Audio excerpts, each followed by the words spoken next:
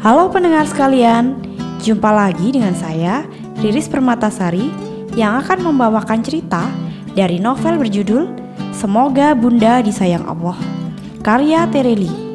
Seperti apa kelanjutan ceritanya? Stay tune!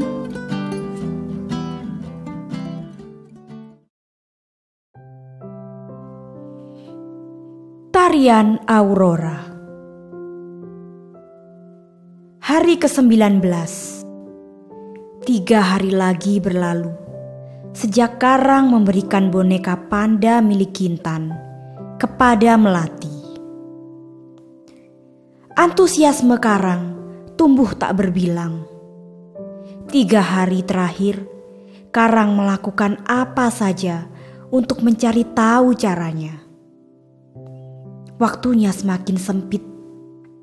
Dia kembali menemani Melati, menggunakan seluruh pengetahuan dari buku-buku itu, catatan-catatan itu.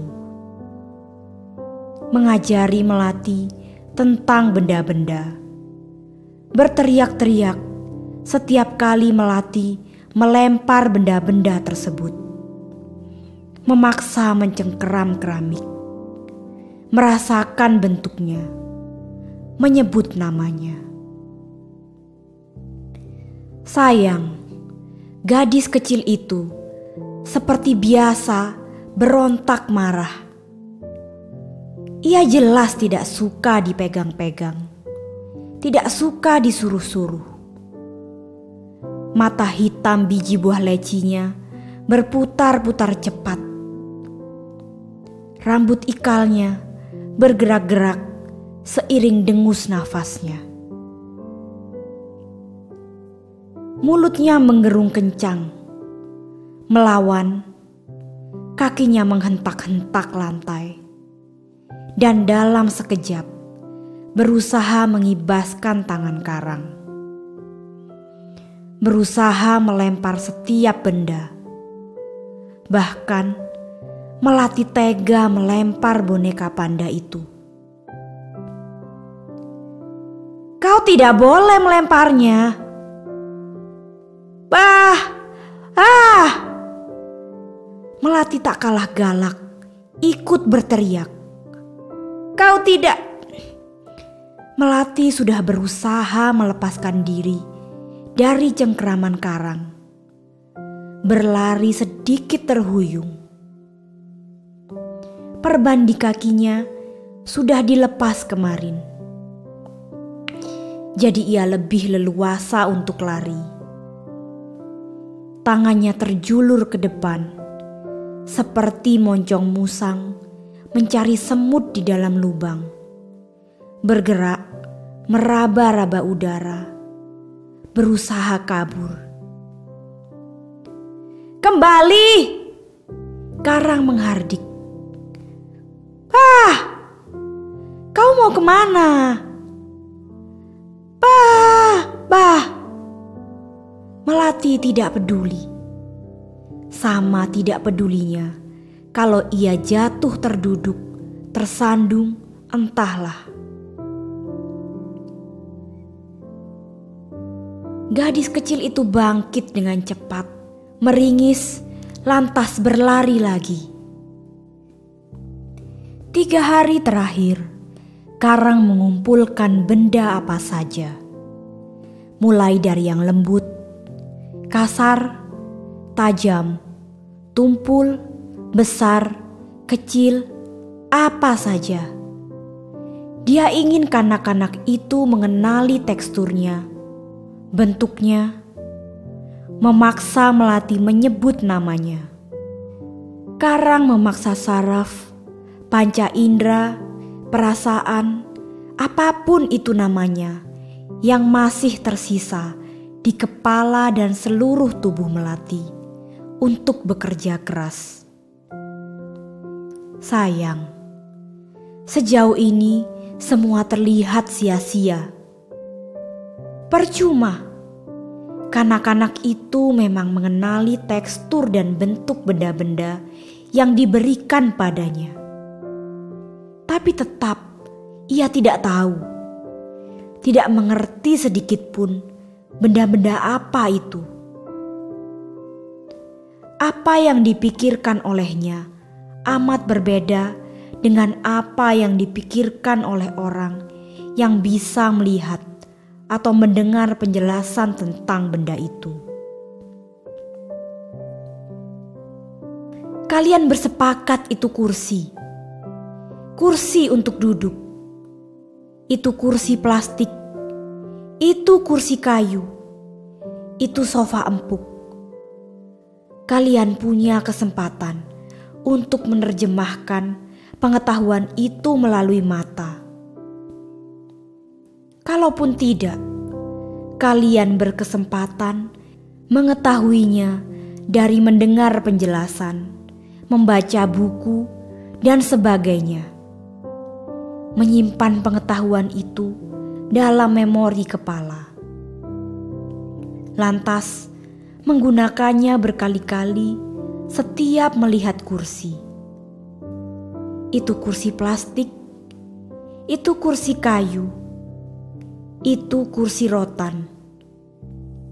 Meski kalian tidak pernah melihat kursi dari rotan misalnya, kalian dengan segera bisa mengambil kesimpulan bahwa itu kursi dan rotan saat melihat ada sebuah bentuk kursi yang terbuat dari rotan. Bedanya, Melati tidak punya cara untuk menerjemahkannya. Tidak punya cara untuk menyimpan di memori kepalanya. Apa yang dia pikirkan tentang benda-benda amat berbeda dengan apa yang dipikirkan oleh Karang, Bunda, Salamah, dan orang-orang di sekitarnya. Ia tidak punya cara untuk mengetahui kesepakatan orang-orang kalau benda-benda itu adalah kursi, dalam kurung aksioma. Yang ia tahu, harus duduk di sana kalau mau makan. Sesederhana itu pemahamannya. Apalagi benda-benda yang lebih rumit. Caranya, Karang mendengus mengkal setiap kali Melati melempar benda-benda yang dipegangnya. Es mambo, agar-agar lembek, topi, buku, pensil tumpul, gagang telepon, gelang karet, serbet, handuk, baskom, jam tangan, teko plastik, obeng, kabel, kawat, benang, boneka panda, dan benda-benda lainnya. Jangan dilempar! Jangan dilempar! Bah! Melati mendelik galak, tidak peduli. Tidak bisakah kau mengerti? Bah! Melati berteriak tambah galak. Begitu saja 3 hari terakhir. Semakin memaksa Karang, tambah melawan Melati. Tak ubahnya seperti tikus dan kucing, sibuk berkejaran di koridor kosong. Bedanya, si tikus bisa berteriak kencang-kencang, membuat rusuh seluruh rumah, membuat terbang burung-burung gelatik di air mancur taman rumput, membuat Salamah mengurut dada berkali-kali, beristighfar tak kalah keras, membuat Mang Jeje lupa mematikan keran air, membuat Bunda tertunduk pelan di pembatas anak tangga Pualam, berbisik tentang berlarik asa. Janji-janji kemudahan. Bertahanlah anakku, bersabarlah. Kau harus memiliki keinginan yang kuat itu, sayang. Keinginan yang kuat. Hari ke-19. Menjelang senja, Karang akhirnya memutuskan untuk mengeluarkan benda terakhir sekaligus terlarang. Dia tidak punya pilihan lain lagi. Maka Karang menyalakan lilin besar di atas meja. Sore ini dia terpaksa mencungkil kemampuan berkomunikasi Melati dengan api. Jika benda-benda yang bertekstur tidak ada gunanya, siapa tahu api bisa menghancurkan tembok penghalang itu. Siapa tahu api bisa menemukan caranya. Nyala lilin terlihat beriap-riap, merah. Tangan Melati seperti biasa, setiap duduk di kursi plastiknya, mulai terjulur meraba-raba ke depan, ke atas meja kecil, menyentuh benda itu. Karang menggigit bibir, tegang, berbisik ke langit-langit kamar. Kau harus tahu caranya. Kau harus tahu caranya mengenal benda-benda, tahu caranya berkomunikasi, memiliki akses mengenal dunia dan seisinya. Aku mohon, caranya. Telapak tangan Melati yang imut perlahan menyentuh nyala api. Mukanya mengernyit, berpikir cepat bagai desing peluru. Panas. Kali ini benda yang dipegangnya aneh sekali. Tidak berbentuk, tapi terasa panas.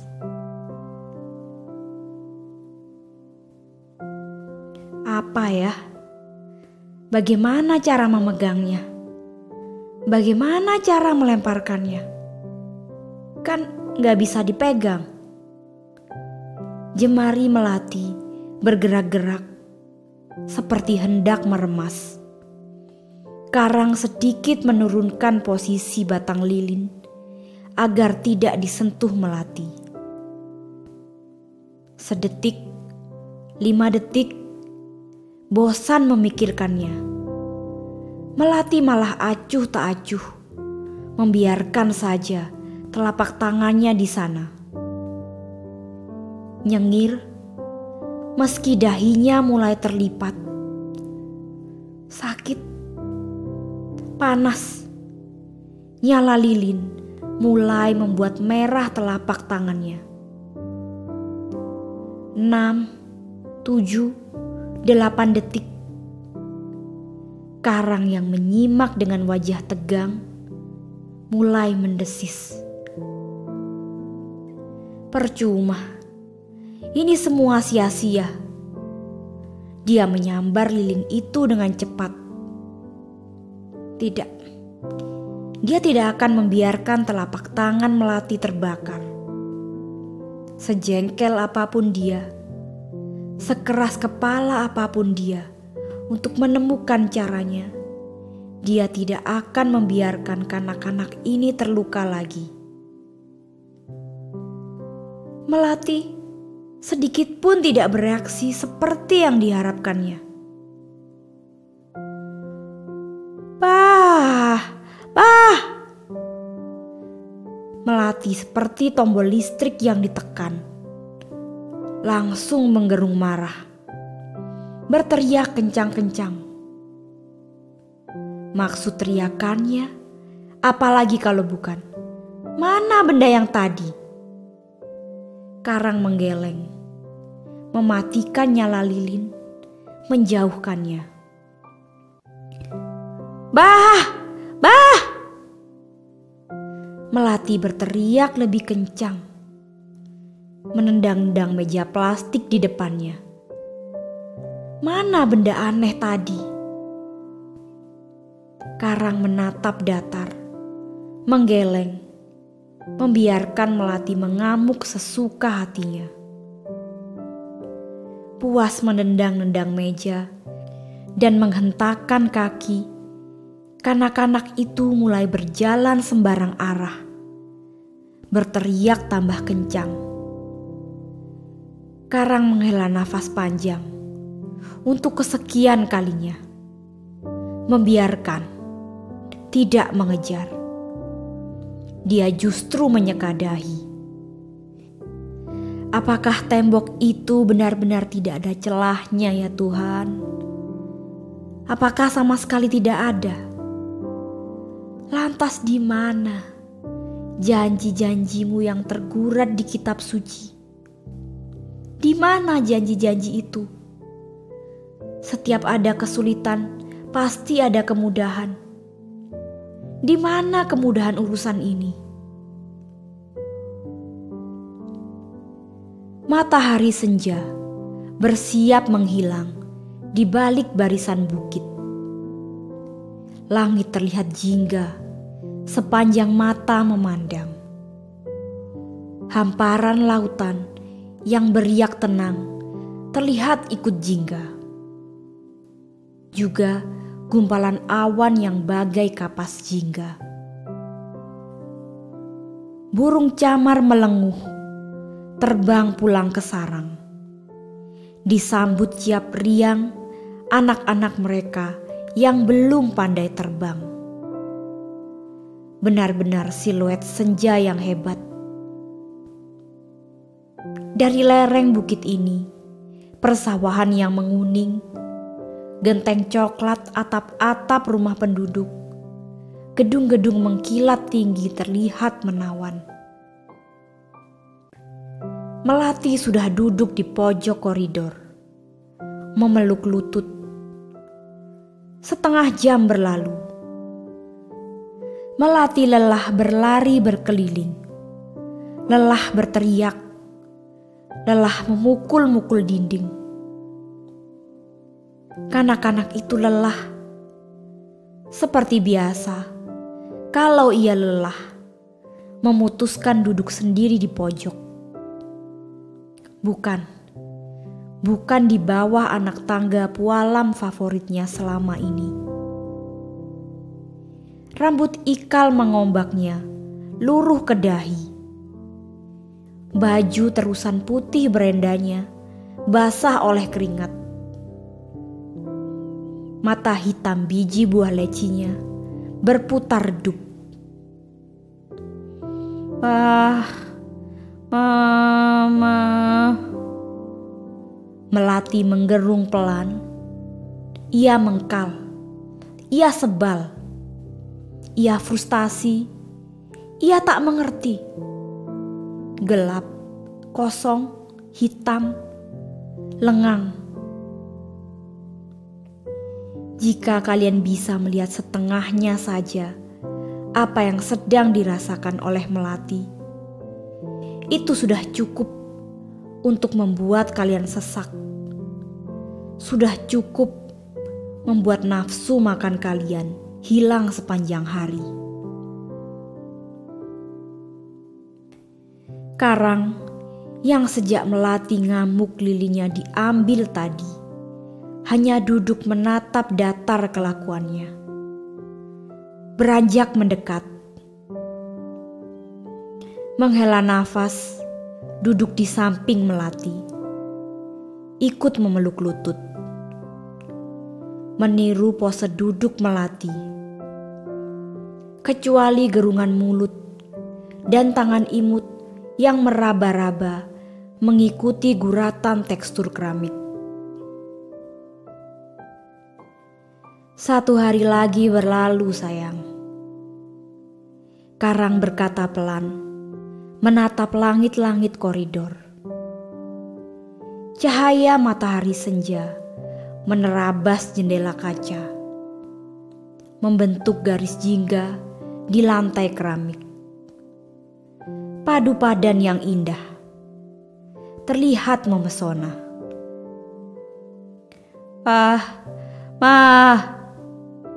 Melati menoleh ke Karang. Inilah yang tidak pernah disadari Karang. Gadis kecil itu 4 minggu terakhir pelan tapi pasti belajar satu hal. Ia selalu menyadari kehadiran Karang.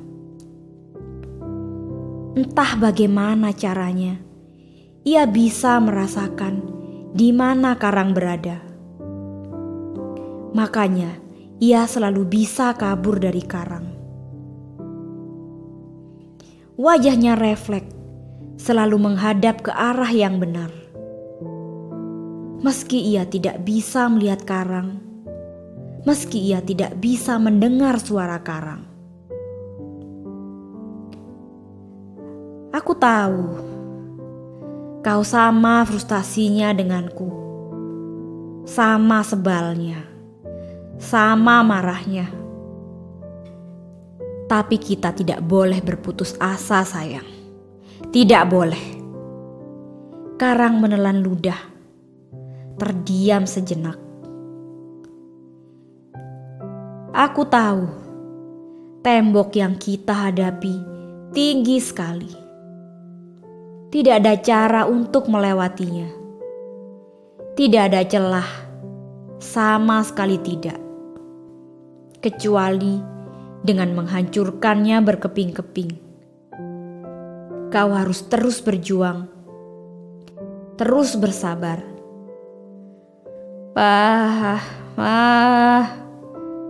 Melati menggerung lirih. Ya Tuhan, apakah anak ini harus sendirian menerabas padang onak berduri itu? Sendirian menaklukkan hutan rimba penuh jurang menganga. Sendirian mengarungi samudra dalam yang penuh hiu dan gurita pemangsa.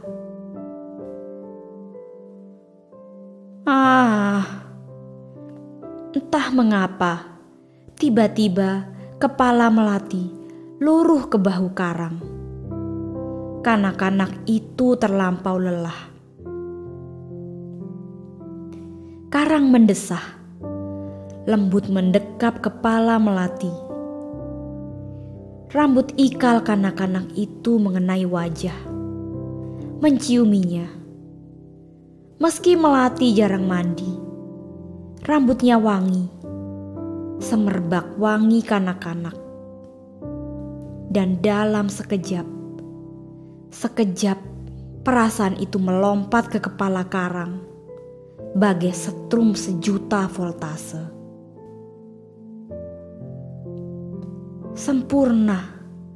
Untuk kesekian kalinya Karang bisa berpikir, melihat, mendengar, merasakan persis seperti yang sekarang Melati rasakan.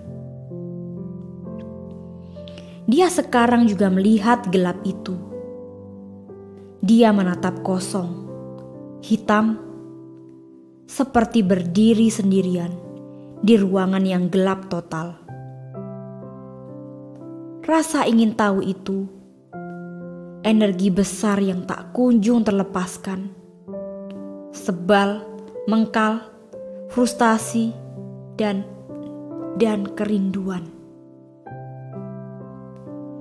Karang tercekat. Ini bentuk jenis perasaan baru yang ada di kepala kanak-kanak ini. Gadis kecil ini rindu mengenal siapa saja. Ayah, ibu, teman. Karang menggigit bibir. Ya Tuhan, dulu dia juga amat rindu pada ayah ibu yang tidak pernah dimilikinya. Dia pikir masa lalunya sudah cukup menyedihkan. Tapi lihatlah gadis kecil ini. Ya Tuhan, kanak-kanak ini baru 6 tahun. Baru 6 tahun. Lihatlah, hidupnya gelap, kosong. Yang ada di sekitarnya hanya hitam. Hitam. Tidak ada warna. Tidak ada. Karang mendesis lemah. Matanya terpejam, tertunduk dalam-dalam. Ya Tuhan, ia rindu. Bahkan ia rindu ingin mengenalmu. Senja semakin merah. Semburat cahaya jingga yang mengenai lantai keramik semakin memanjang. Ornamen di jendela kaca besar lantai 2 membuatnya berpendar-pendar. Karang menatap lamat-lamat pertunjukan cahaya itu. Hatinya kebas, sedih.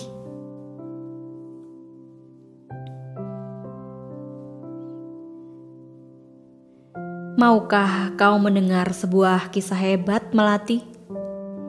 Kisah yang secara turun-temurun disampaikan dari satu generasi ke generasi lainnya. Karang menyeka dahinya yang berkeringat. Terdiam sebentar. Matanya tetap menatap siluet cahaya senja di lantai. Lihatlah tarian cahaya di keramik. Melati, begitu indah. Andai kata kau bisa melihatnya. Tapi tahukah kau, ada sebuah pertunjukan cahaya yang lebih indah dibandingkan apapun di dunia ini. Kau tahu itu? Ya, itulah aurora. Berjuta warna menari di angkasa. Seperti saputan sejuta warna-warni kuas. Seperti tarikan sejuta pelangi. Saling melengkapi, saling menambahi. Gradasi cahaya yang hebat, komposisi yang sempurna. Pertunjukan cahaya yang terjadi justru persis di gulitannya malam. Persis saat sumber cahaya menghilang. Sungguh kontras yang mengagumkan. Malam dingin bersalju, dihiasi gemerlap cahaya yang hangat dan menyenangkan. Kau tahu asal-usul aurora, sayang? Tidak? Baik, akan aku ceritakan. Cerita yang indah. Aurora hanya terjadi di kutub bumi. Jauh, jauh di ujung dunia. Tempat yang selalu terbungkus es. Kau harus memakai jaket tebal, baju berlapis-lapis, sarung tangan besar. Kalau tidak, pasti menggigil. Tempat itu amat dingin. Gumpalan es membungkus ujung-ujung ranting pepohonan. Salju membuat kaki terbenam hingga lutut. Siangnya dingin, apalagi di malam hari.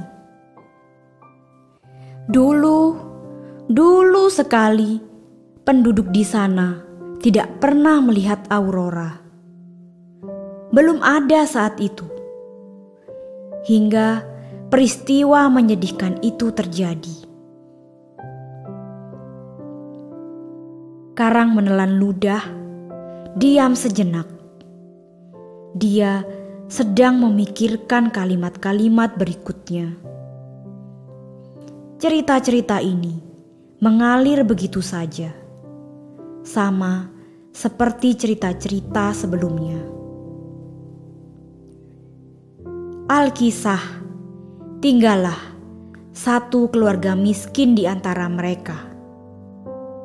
Tidak, di sana ukuran miskin atau kaya bukan hanya dari pakaian mahal, rumah besar, atau makanan mewah.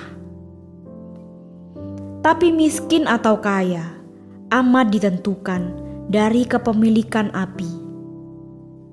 Api untuk menghangatkan diri di malam hari. Api yang memberikan udara hangat dan nyaman. Keluarga itu tidak memilikinya.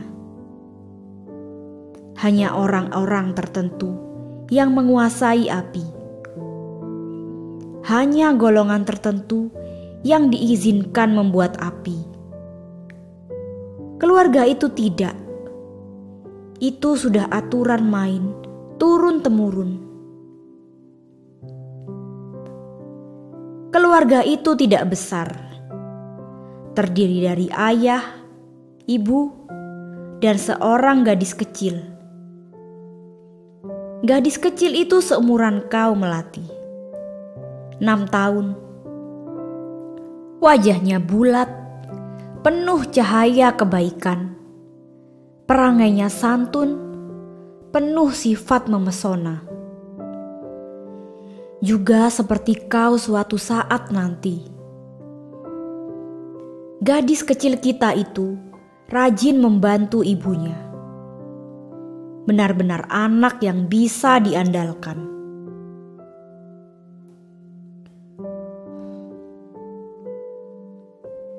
Karang tersenyum, mengelus lembut rambut ikal Melati.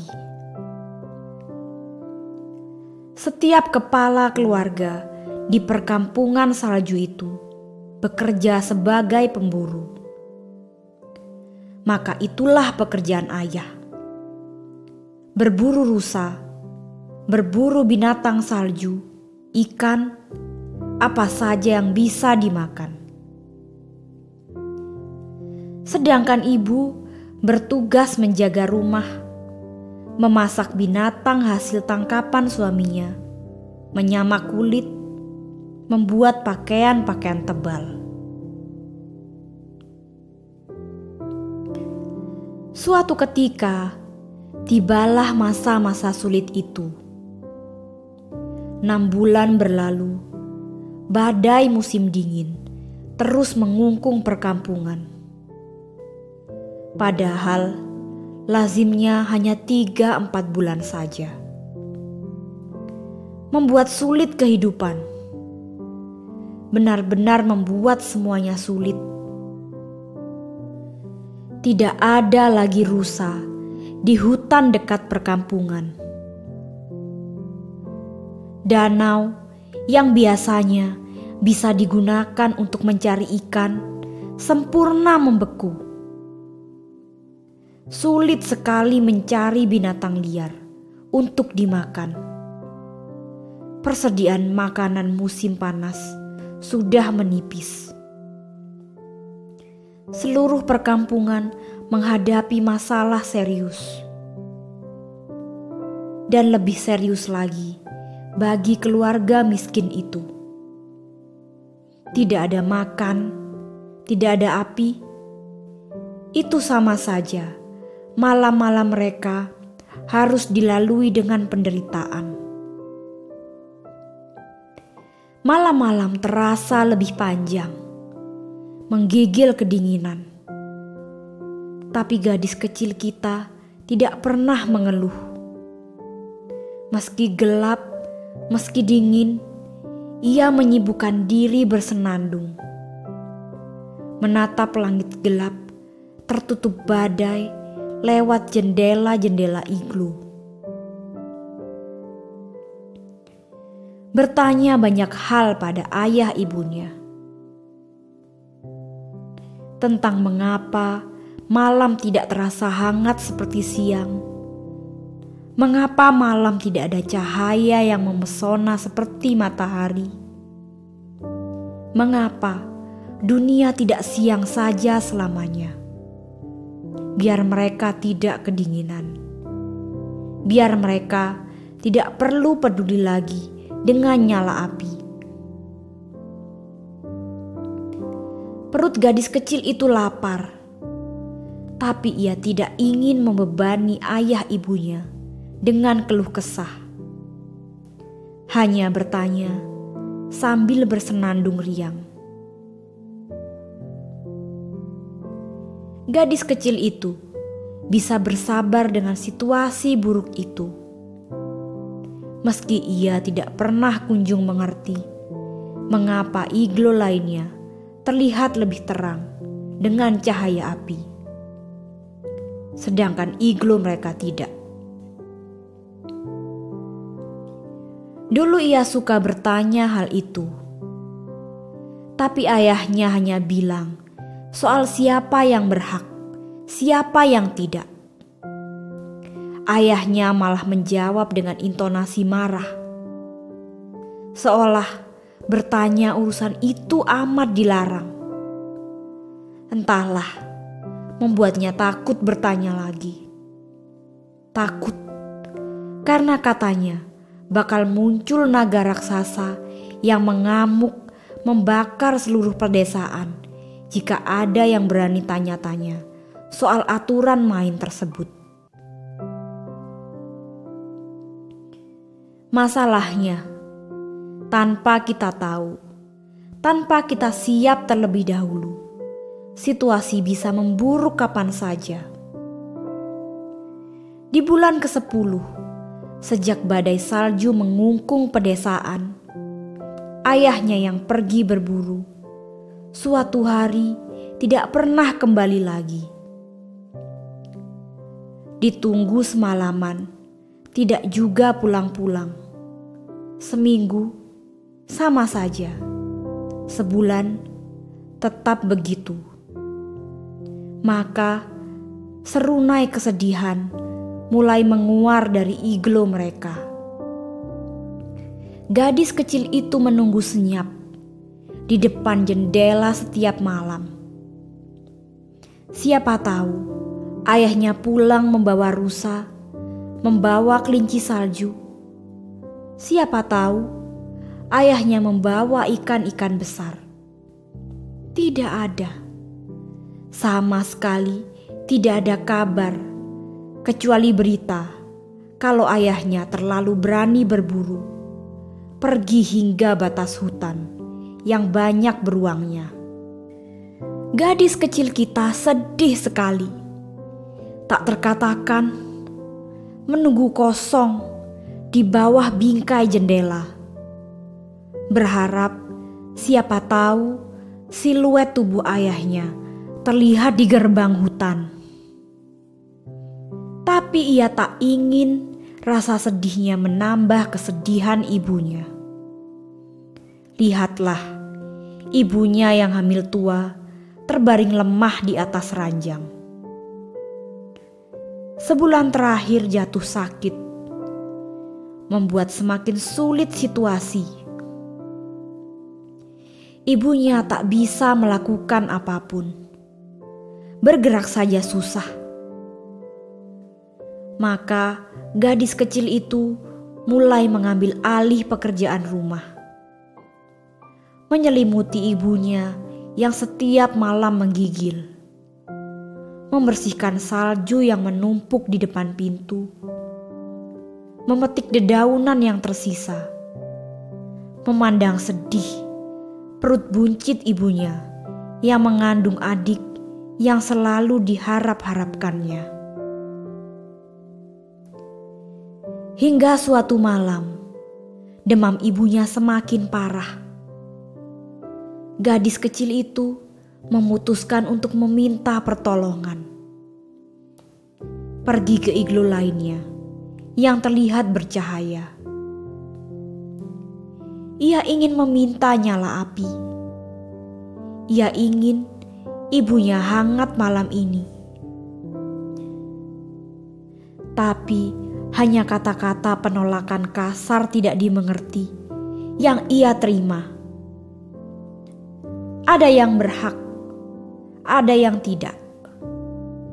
Gadis kecil itu tidak pernah paham mengapa dunia harus tercipta dengan perbedaan. Ia hanya butuh nyala api kecil untuk membuat ibunya hangat. Sesederhana itu, tidak lebih, tidak kurang. Malam itu, gadis kecil kita tertatih-tatih berlari dari satu iglo ke iglo lainnya. Di tengah badai salju yang menggila, tubuhnya kuyup, kakinya gemetar, melewati tumpukan salju hingga paha. Benar-benar percuma, tidak ada yang peduli. Meski ada yang bersimpati, tapi keluarga itu terlalu takut untuk melanggar pantangan. Menjelang tengah malam, gadis kecil kita sambil menangis kembali. Tidak ada, benar-benar tidak ada nyala api untuk ibunya. Malam ini ia akan melihat lagi pemandangan menyedihkan tersebut. Suara gemeletuk gigi ibunya, tubuh yang menggigil. Gadis kecil itu menangis, bergerak mendekat, ingin memperbaiki selimut ibunya yang tersingkap. Tapi ia keliru, sungguh keliru. Tidak ada lagi gemeletuk gigi itu. Tidak ada tubuh yang menggigil itu lagi. Yang ada hanya lengang, sepi. Ibunya sudah pergi selama-lamanya, tak kuasa menanggung lebih panjang penderitaan.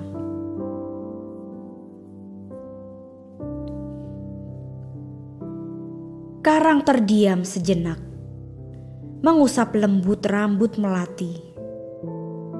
Kanak-kanak itu masih bersandar di bahunya, menggerung lirih, seperti takjim mendengarkan cerita. Malam itu, situasi benar-benar berubah buruk. Ibunya meninggal. Gadis kecil itu menangis terseduh di depan tubuh ibunya yang sudah membeku. Menciumi wajah kaku ibunya, berseru tentang, "Jangan tinggalkan aku sendiri. Aku mohon, ibu jangan pergi." Amat menyakitkan melihatnya. Dan lebih menyakitkan lagi saat melihat gadis kecil itu mendongak menatap langit yang gelap oleh badai. Gadis kecil itu jatuh terduduk, bertanya ke kelamnya langit, "Mengapa dunia diciptakan dengan perbedaan? Mengapa manusia bangga sekali dengan perbedaan, kasta, kemuliaan? Yang satu lebih hebat, lebih dihargai, lebih segalanya, sementara yang lain tidak." Gadis kecil itu benar sekali melati. Mengapa dunia diciptakan dengan perbedaan? Yang satu dilebihkan dari yang lain.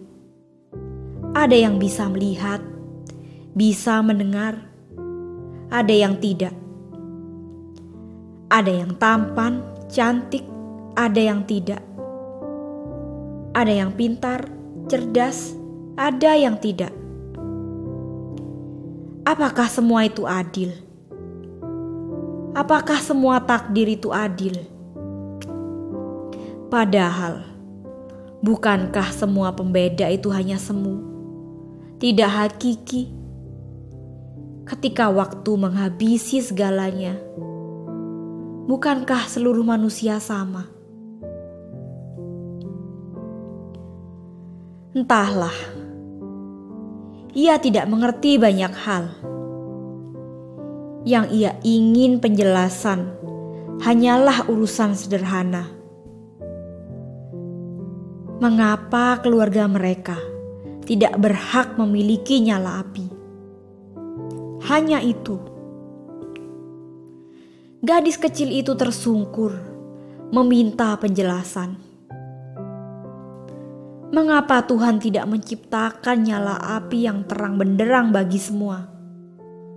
Menciptakan cahaya di malam hari, cahaya yang indah mempesona, cahaya yang membuat hangat dan nyaman bagi siapa saja yang melihatnya di tengah udara dingin dan rasa sepi.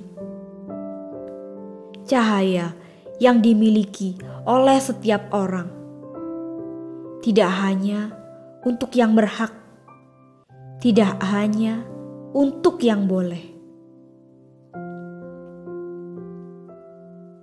Menjelang pagi, gadis kecil itu terhuyung keluar dari iglu. Ia tidak tahu hendak kemana. Ia sendiri, tanpa ayah, tanpa ibu. Jadi buat apa tinggal di iglo itu lagi? Pergi. Gadis kecil itu memutuskan pergi. Pergi dari perkampungan yang tidak pernah dimengertinya. Pergi mencari jawab atas pertanyaannya. Tidak ada yang tahu kemana gadis kecil itu pergi. Tidak ada. Ia menghilang sejak pagi itu, raib ditelan bumi.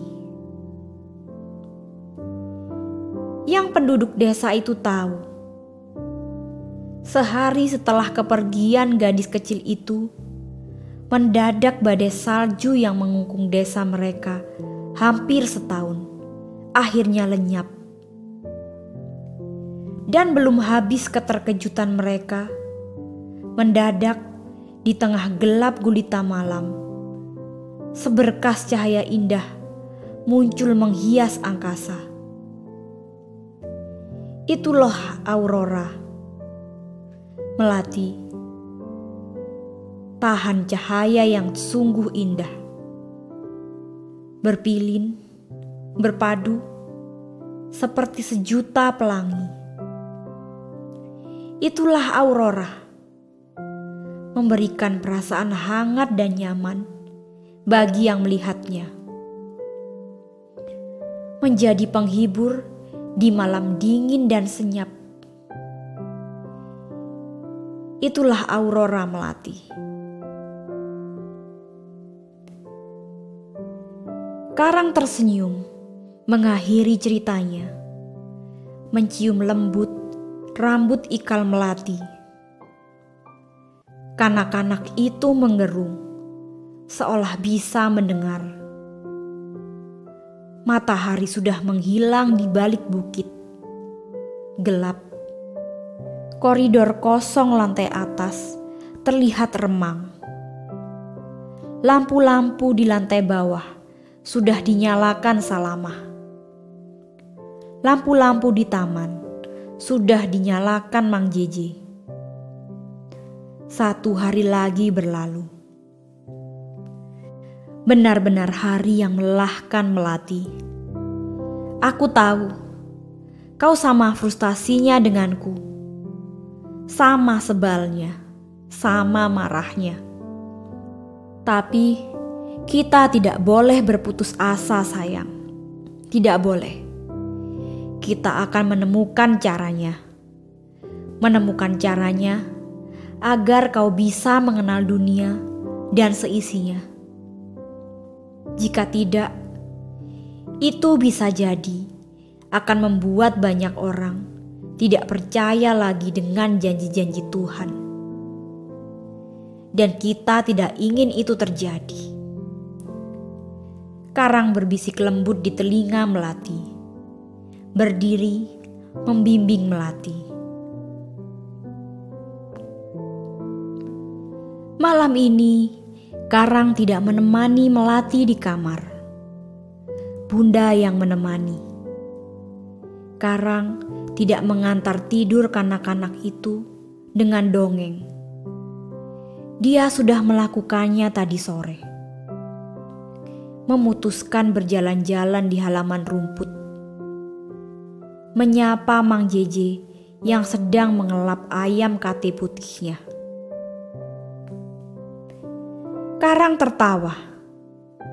Tidak, dia tidak menertawakan Mang Jeje yang amat serius mengurus ayam itu. Dia tertawa lebih karena baru tahu kalau helai bulu yang ada di kamar Melati ternyata helai bulu ayam, bukan burung. Karang penat. Urusan Melati membuatnya lelah. Berjalan-jalan seperti ini sedikit banyak membuatnya lega. Tertawa sesaat barusan juga membantunya lebih rileks. Besok hari ke-20 dan dia tidak kunjung menemukan caranya.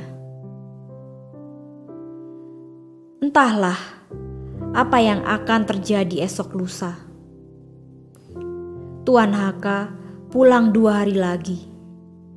Waktunya semakin terbatas.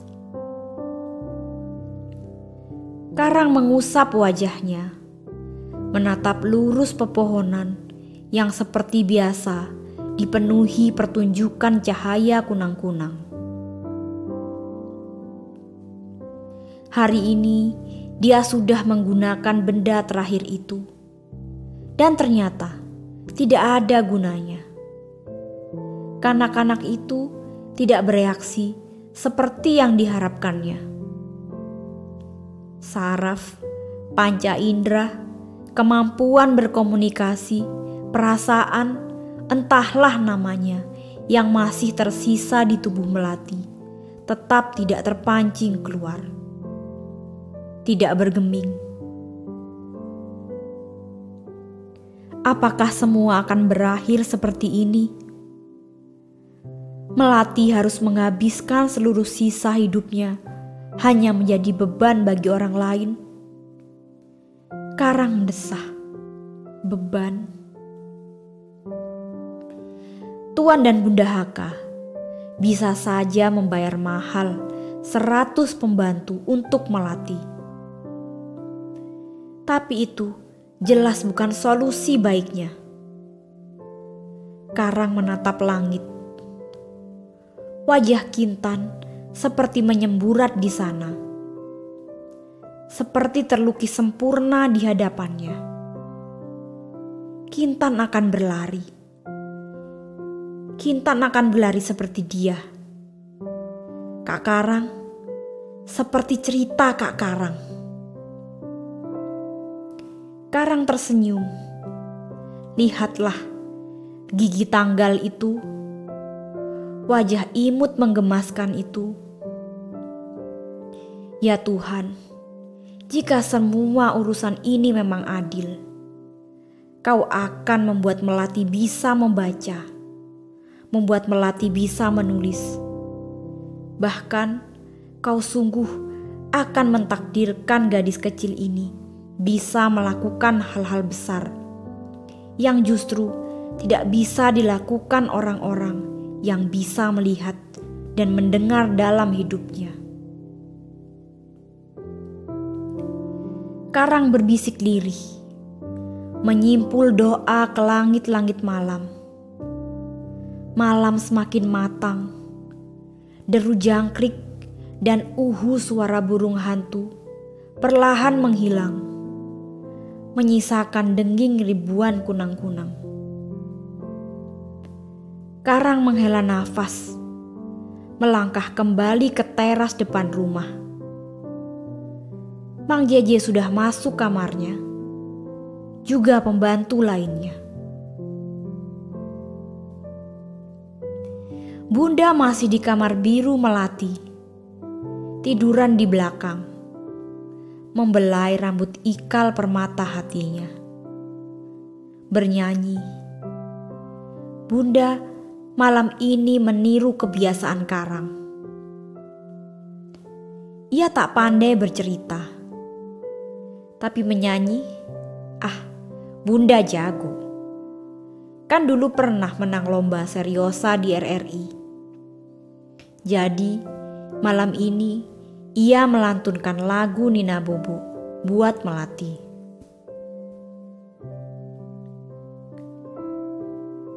Karang melewati ruang tengah lantai 1 yang kosong. Melewati koridor yang kosong. Ternyata tidak. Di depan jendela besar yang menghadap hamparan perkotaan. Di sana, Salamah sedang berdiri sendirian, menatap lurus ke depan. Karang menyeringai, berhenti sebentar, melangkah mendekat. "Apa yang kau lihat?" Salamah terkaget-kaget, hampir berteriak, "Maling!" Kan ia raja panikan. Dan cara Karang menegur barusan jelas-jelas mengejutkan Salamah. Menatap Karang sedikit semaput, menarik nafas panjang. Menarik nafas panjang sekali lagi.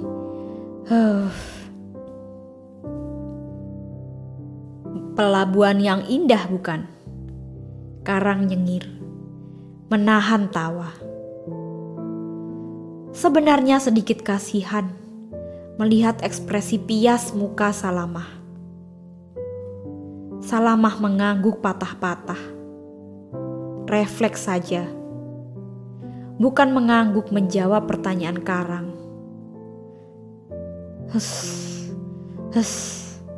Nafasnya mendingan. Ia menyeka keringat di dahi. "Kenapa kau belum tidur selarut ini?" Muka Salamah memerah.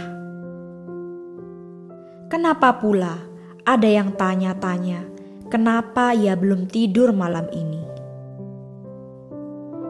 Inilah masalahnya. Seharusnya pertanyaan itu mudah dijawab kan? Tapi Salamah yang setengah jam lalu sibuk bengong sambil tersipu malu, menatap pelabuhan dari kejauhan, mendadak jadi salah tingkah. Aduh, kan malu kalau sampai ketahuan. "Siapa lelaki malang itu?" Karang bertanya rileks, ikut menatap lurus ke depan, ke arah pelabuhan kota yang terlihat terang. 2 feri besar bertingkat membuang sauh di sana. Lampunya gemerlap. Musim-musim sekarang, malah terkadang ada 2-3 kapal pesiar yang ikut merapat, sengaja menanti festival kembang api. Lelaki malang? Siapa? Maksud Pak Guru? Wajah Salamah benar-benar memerah. Terbata-bata salah tingkah. Ayah, Salamah 3 minggu terakhir selalu memanggil Karang dengan sebutan Pak Guru. Ya siapa lagi? Lelaki yang ingin kau temui minggu depan ketika festival kembang api di kota kan? Karang menyeringai. Tertawa.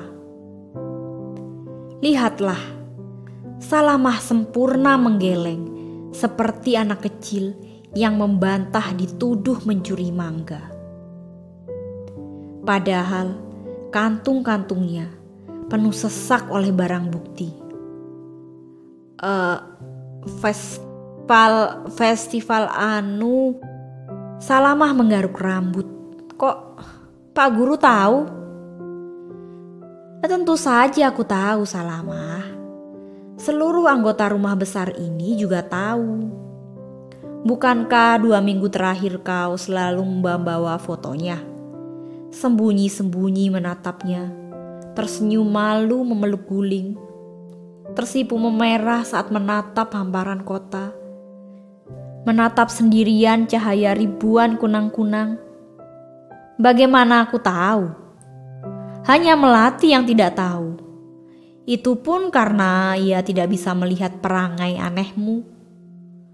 Ngomong-ngomong, Boleh aku lihat fotonya yang ada di saku bajumu? Enggak boleh. Salamah panik. Berseru kencang seketika, menggeleng sekejap. Mukanya sempurna bagai kepiting rebus. Ketahuan deh, benar-benar ketahuan. Karang tertawa, mengangkat bahu. Ini bisa jadi selingan yang baik. Jahil mengganggu Salamah. Tapi kadar sinisme Karang jauh-jauh hari sudah berkurang banyak. Malam ini dia bahkan seperti masa-masa itu. Wajahnya dipenuhi gurat kebaikan, suka mendengarkan, kesenangan bergurau, bersimpati, dan berbagi tanpa pretensi. Kalau aku tidak salah, kalian hampir menikah 3 tahun silam. Karang bertanya lembut, menatap wajah Salamah yang tertunduk malu. Salamah, gadis berumur 30 tahun itu mengangguk pelan. Ya, mereka dulu hampir menikah. Tapi kejadian melati yang hampir loncat dari teras lantai 2 mengubah semuanya. Demi melihat bunda yang menangis di tengah sakit parahnya, tipes, menyaksikan kepanikan yang terjadi, rusuh saat itu, Salamah memutuskan untuk sempurna mengabdi pada keluarga ini. Sama seperti kakek buyutnya, kakeknya, dan ayahnya. Ia berikrar dalam hati, tidak akan pernah meninggalkan bunda walau sedetik. Gadis itu benar-benar pembantu yang setia, pekerja yang baik.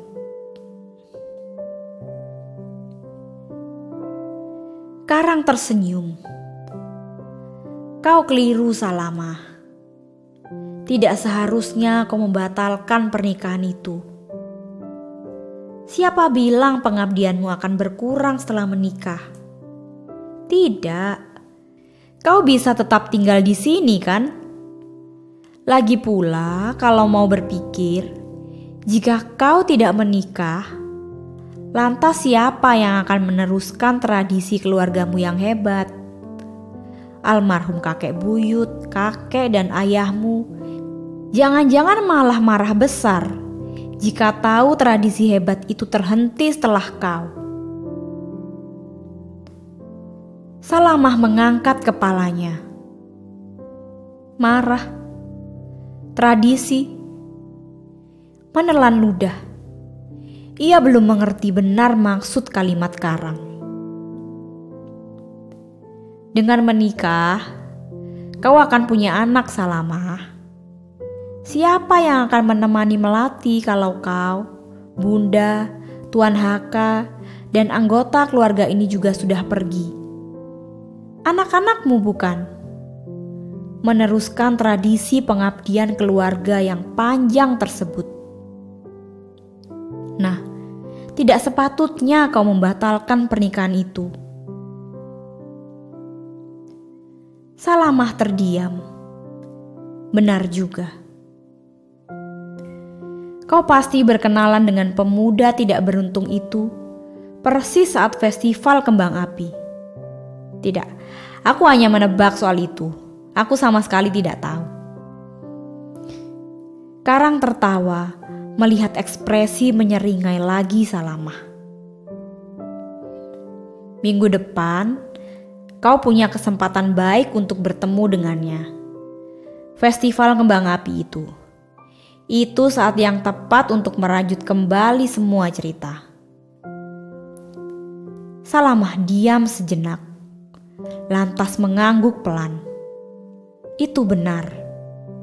Ia setiap hari, selama sebulan ini, berharap bertemu dengannya saat festival kembang api minggu depan. merajut baju. Karang melangkahkan kakinya, beranjak meninggalkan Salamah yang masih termenung, memikirkan kalimat Karang barusan.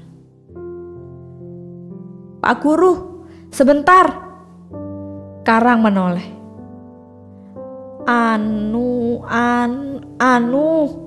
Ya, ada apa? Boleh Salamah pinjam mesin ketik Pak Guru untuk menulis surat buatnya. Salamah menggigit bibir, tersipu malu. Sudah kadung ketahuan kan? Boleh, kau bisa ambil kapan saja di kamarku. Karang tertawa, mengangguk. Teringat kertas yang dulu diketik Salamah sembunyi-sembunyi. Melangkahkan kakinya lagi. "Pak Guru, sebentar!" Karang menoleh lagi. Salamah diam sejenak, menyeka dahinya. Kali ini sedikit tertunduk. Maaf dulu Salamah pernah melaporkan Pak Guru ke Tuan HK soal botol itu. Intonasi suara Salamah sedikit bergetar. "Tidak apa-apa Salamah, lupakan saja." Karang tersenyum, melambaikan tangannya. "Kau pembantu yang baik di rumah ini. Sudah seharusnya kau melakukan itu." Pak Guru tidak marah, tidak dendam pada Salamah. Karang mengangkat bahunya, menggeleng. Salamah tersenyum senang. Ternyata dulu ia sungguh keliru menilai pemuda ini. Lihatlah, meski rambutnya masih gondrong, wajahnya malam ini terlihat begitu bersahabat. Meski matanya tajam, terlihat amat menawan. Begitu menyenangkan menatapnya. Wajahnya juga ganteng. Gantengnya Pak Guru sih masih kalah sama pacarnya itu. Salamah nyengir lebar. Karang melanjutkan langkah. "Pak Guru, sebentar!" Karang menoleh untuk ketiga kalinya. Apa Salamah menggigit bibir? Tertahan. "Ya, ada apa?" Karang bertanya lewat kernitan mata, tersenyum. Apa Melati akan sembuh Pak Guru?" Karang menghela nafas, terdiam, berpikir, lantas menggeleng pelan. Muka Salamah seketika kecewa. Raut wajahnya terlipat 3. "Maafkan aku Salamah. Melati mustahil sembuh. Itu kenyataan. Menyakitkan memang." Karang berkata pelan, tapi ia tetap akan bisa melihat meski tanpa mata. Salamah, ia tetap akan bisa mendengar meski tanpa telinga. Ia bahkan bisa melakukan hal-hal hebat yang bahkan tidak bisa dilakukan oleh kita. Yakinlah, itu pasti akan terjadi. Salamah mengangkat kepalanya. Kalimat Karang yang meski pelan tapi bertenaga menusuk hatinya. Penuh janji, penuh semangat. Salamah menelan ludah. "Maksud Pak Guru sama seperti kita melempar bola ke dinding itu?" Karang mengangguk, tersenyum. "Ya, Kesempatannya masih amat besar. Salamah ikut tersenyum lebar, mengangguk yakin. Karang melanjutkan langkahnya, kali ini tanpa interupsi. Malam semakin tinggi. Karang pelan menaiki anak tangga pualam. Pembicaraan barusan dengan Salamah membuatnya berpikir banyak. Pertama, soal Melati. Tidak, Melati tetap masih punya kesempatan. Setidaknya besok masih ada waktu sebelum Tuan Haka pulang. Keajaiban itu pasti datang di detik-detik terakhirnya. Meskipun ia tidak tahu metode pengajaran apa lagi yang akan digunakannya besok. Dia sudah menggunakan pamungkasnya. Karang mendesah sedikit resah. Kedua soal, saat yang tepat untuk merajut kembali semua cerita. Kalimat yang disampaikannya pada Salamah tadi. Muka Karang mendadak bersemu merah. Wajah cantik berkerudung lembut itu tanpa tercegah melintas, tersenyum amat manisnya.